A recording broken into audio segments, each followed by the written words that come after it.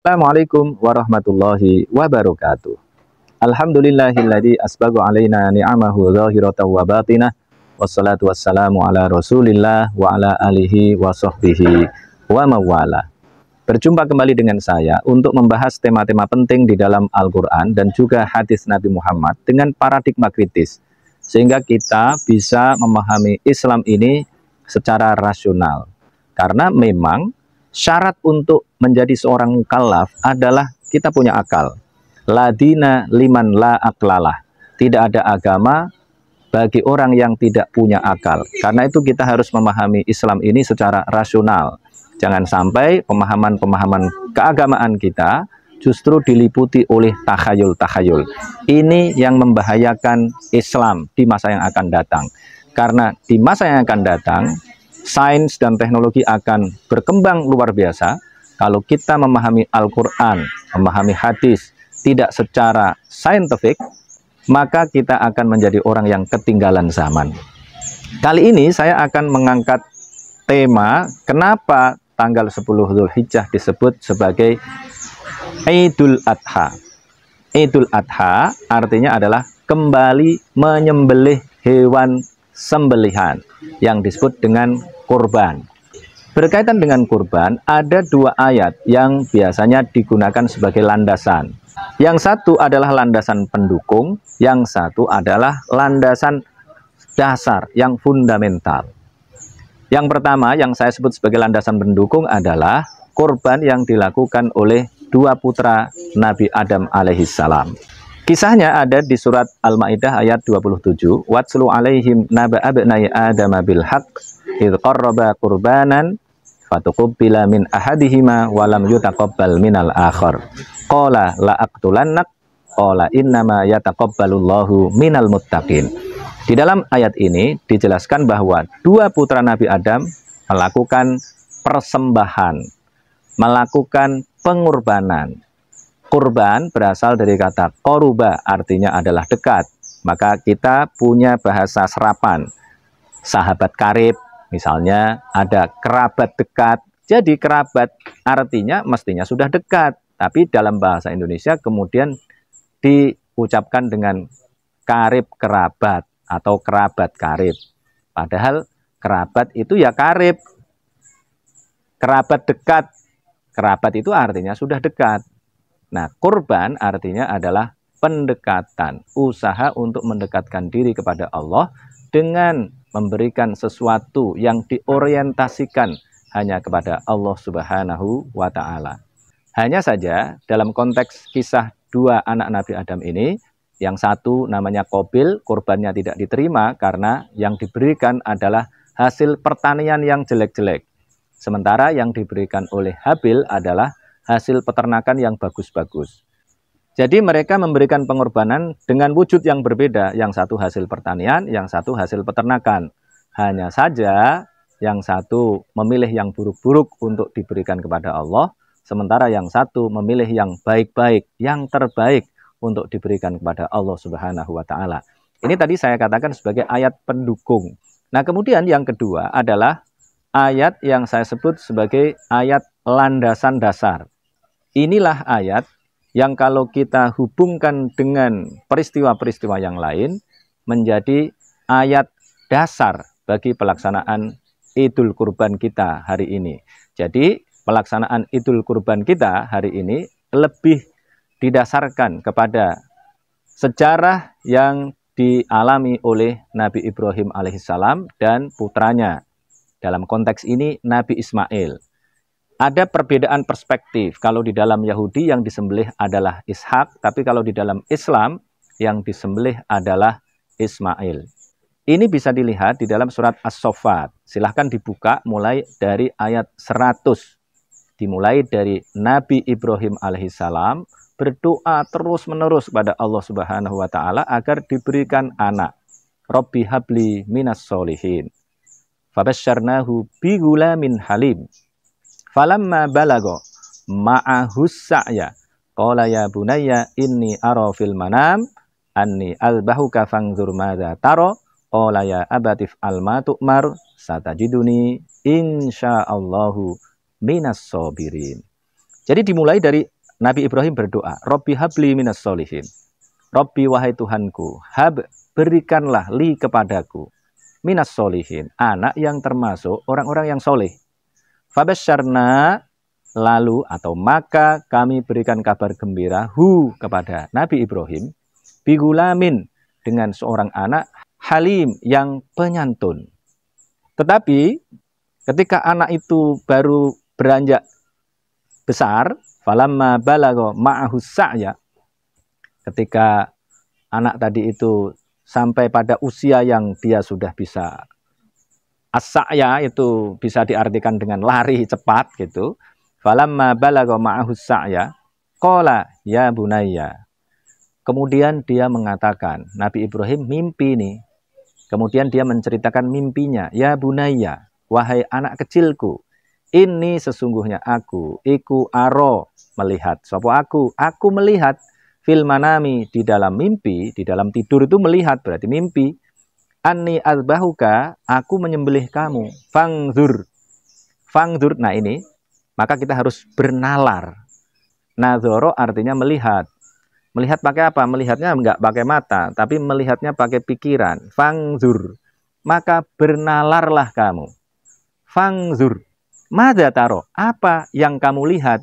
Apa pandanganmu maksudnya? Taro berasal dari kata ro'a. Ini disuruh mikir. Fangzur madza taro. Maka bernalarlah kamu. Nalar pakai ini, enggak pakai ini. Fangzur madza taro. Qala. Kemudian Nabi Ismail mengatakan, ya abatif alma tu'mar. Wahai abahku, if alma tu'mar, kerjakanlah apa yang engkau diperintahkan. Satajiduni insyaallahu minas sabirin. Engkau akan menemukan aku termasuk orang-orang yang sabar. Insyaallah. Jawaban Nabi Ismail luar biasa. Padahal ini adalah anak yang ditunggu-tunggu lama sekali. Maka namanya Ismail. Versi Islam yang disembelih adalah Nabi Ismail, ini terasa lebih kuat. Kenapa? Kalau kita gunakan pendekatan kebahasaan maupun psikologis, ini kuat sekali. Kenapa? Nabi Ibrahim sudah lama tidak memiliki anak, kemudian beliau meminta anak, terus-menerus berdoa, saking senangnya kemudian anaknya diberi nama Ismail. Isma artinya mendengar, El artinya adalah Allah. Maksudnya adalah ini adalah wujud dari doa Nabi Ibrahim yang sudah lama itu yang didengarkan oleh Allah. Maka diberikan anak oleh Allah. Maka kemudian disimbolkan dalam nama Ismail. Tapi ketika anak ini baru beranjak besar, kemudian disuruh disembelih oleh Allah. Tapi juga ada ceritanya ini.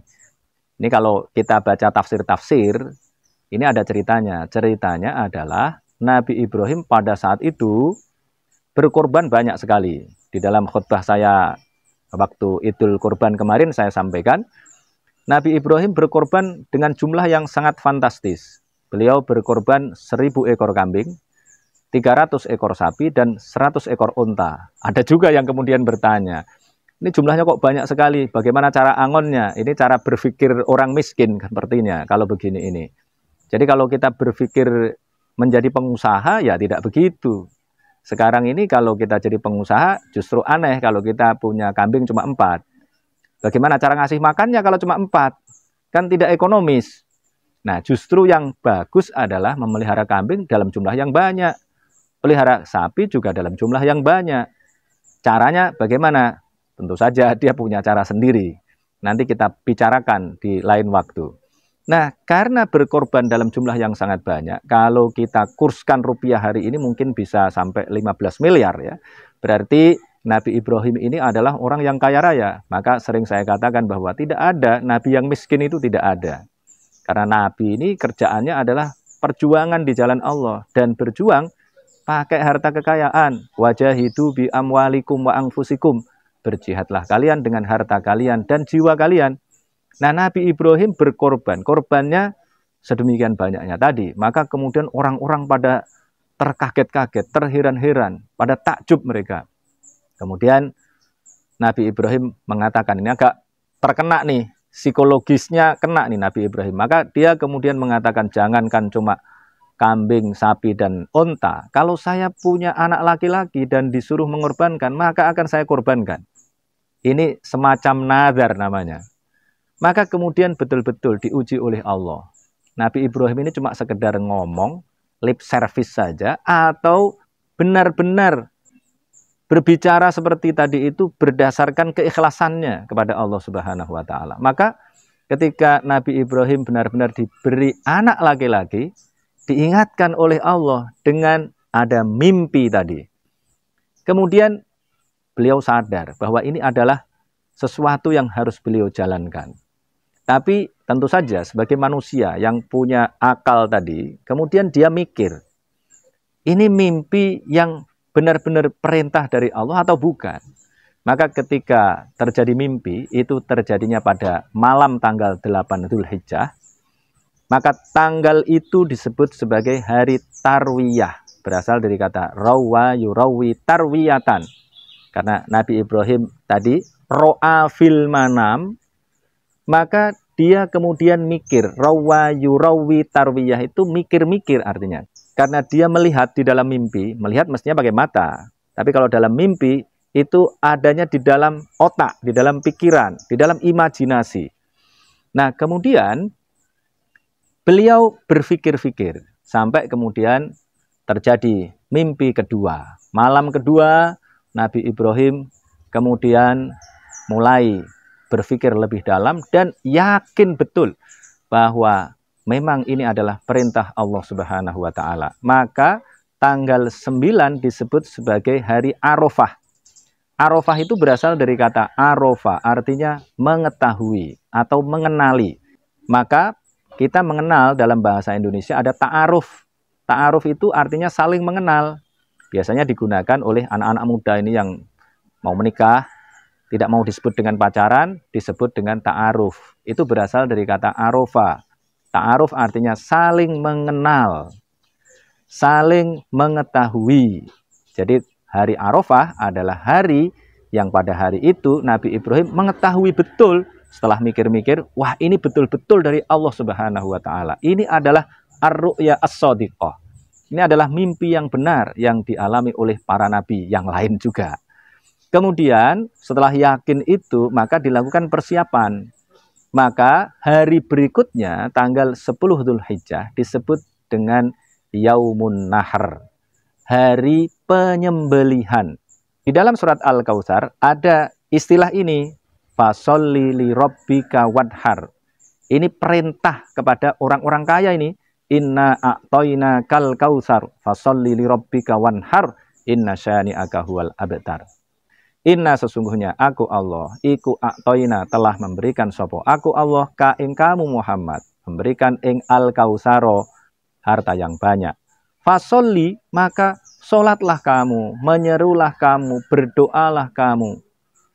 Lirabbika kepada Tuhanmu, wanhar dan menyembelihlah. Maka jangan sampai tidak menyembelih.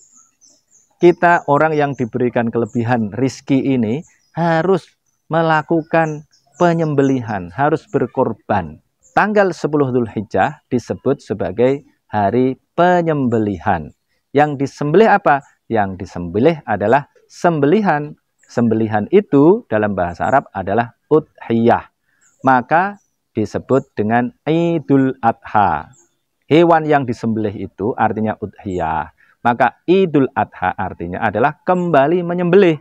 Kalau dulu Yaumun Nahr Nabi Ibrahim menyembelih anaknya, kemudian diganti oleh Allah Subhanahu wa taala, ada di lanjutan ayat di surat As-Saffat tadi. Silahkan dibuka sekali lagi mulai dari ayat 100, 101, 102, kemudian 103. Falamma aslama wa tallahu lil jabin wa nadainahu ayya Ibrahim qad saddaqtar ru'ya inna kadzalika najzil muhsinin inna hadza lahuwal balaul mubin wa fadainahu bidzibhin adzim. Nah, ayat terakhir yang saya baca ini, kami menggantinya dengan sembelihan yang besar.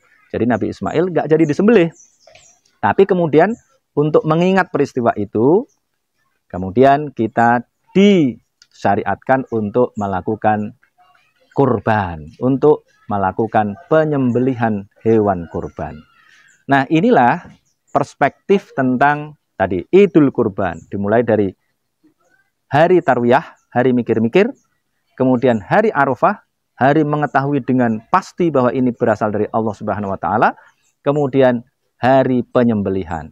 Kemudian pada tanggal 11, 12, 13 nanti ada yang disebut dengan Yaumut Tasyrik. Nah, ini juga harus kita pahami secara kebahasaan, kemudian secara historis, kemudian kita kontekstualisasikan pada hari ini agar kita memahami Islam ini secara rasional juga.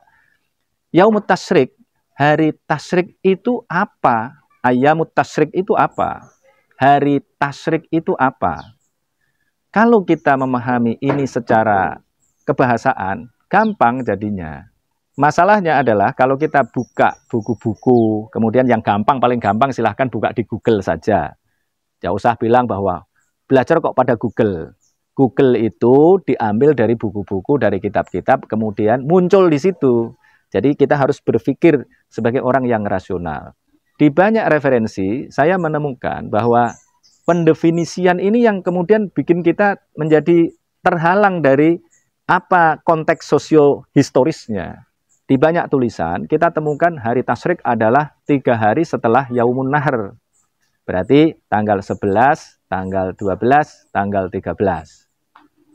Itu adalah hari yang di dalamnya kita masih bisa menyelenggarakan penyembelihan hewan kurban. Nah, karena jumlahnya banyak, maka kemudian dagingnya tidak semuanya terkonsumsi. Solusinya bagaimana? Solusinya yaitu dilakukan yang namanya tasyrik. Tasyrik itu berasal dari kata syaroko. Kemudian membentuk kata masyrik. Masyrik itu artinya timur. Maghrib artinya barat. Masyrik itu berasal dari kata syaroko. Syaroko, terbit. Masyrik artinya tempat terbit. Kalau maghrib, barat, itu dari kata goroba. Goroba artinya terbenam. Bahasa Jawanya surup. Huruf itu artinya surup. Surup itu matahari tenggelam. Maghrib berarti tempat matahari tenggelam. Matahari tenggelam di mana? Di barat. Maka masyrik diartikan timur, maghrib diartikan barat. Maka tasyrik artinya adalah hari yang di dalamnya orang-orang yang berkorban tadi karena tidak menghabiskan seluruh dagingnya, kemudian dagingnya tadi dipanaskan dengan sinar matahari yang munculnya dari timur itu. Maka disebut dengan Yaumut Tasyrik, hari yang di dalamnya orang-orang yang berkorban dan kelebihan daging, kemudian dagingnya dipanaskan alias didendeng. Nah, berarti kalau dalam konteks sekarang, kalau nggak habis diapakan? Sekarang ya bukan Yaumut Tasyrik, sekarang namanya Yaumut Tajmid. Karena sekarang, seperti saya ini, Idul Kurban di sini di planet Nuvo, karena tidak semuanya habis dimakan, tidak semuanya habis dibagikan kepada warga sekitar sini, untuk makan juga nanti di hari-hari berikutnya, yang dilakukan bukan didendeng. Jadi yang dilakukan hari ini, disembelih hari ini untuk apa? Untuk tajmid, untuk dibekukan, dimasukkan ke dalam freezer. Jadi caranya beda. Kalau dulu menggunakan tasyrik, menggunakan penjemuran, pendendengan, sekarang pembekuan. Jadi tidak ada masalah, mau dijemur juga boleh, mau dibekukan juga tidak ada masalah. Jangan karena dulu namanya Yaumut Tasyrik, dagingnya harus didendeng, maka sekarang juga harus didendeng. Karena namanya Yaumut Tasyrik, kemudian kita literal, kemudian sekarang harus didendeng misalnya. Ya, itu tidak sesuai dengan perkembangan sains dan teknologi. Kalau kita sesuai dengan perkembangan sains dan teknologi, walaupun namanya Yaumut Tasyrik, tapi dagingnya kita tajmid, ya tidak ada masalah. Itu masih sesuai dengan paradigma keislaman. Hanya saja kemudian kita menyesuaikan dengan perkembangan situasi dan kondisi, sesuai dengan perkembangan sains dan teknologi. Sehingga agama ini menjadi terus relevan, walaupun namanya Yaumut Tasyrik, Ayyamut Tasyrik, tetapi kita melakukan pembekuan. Begitu cara memahami Al-Quran, memahami hadis Nabi Muhammad, sehingga agama Islam ini akan menjadi senantiasa relevan dalam kehidupan kita dari masa lalu, masa kini, dan juga di masa yang akan datang. Demikian yang bisa saya sampaikan. Wabillahi taufiq wal hidayah. Wassalamualaikum warahmatullahi wabarakatuh.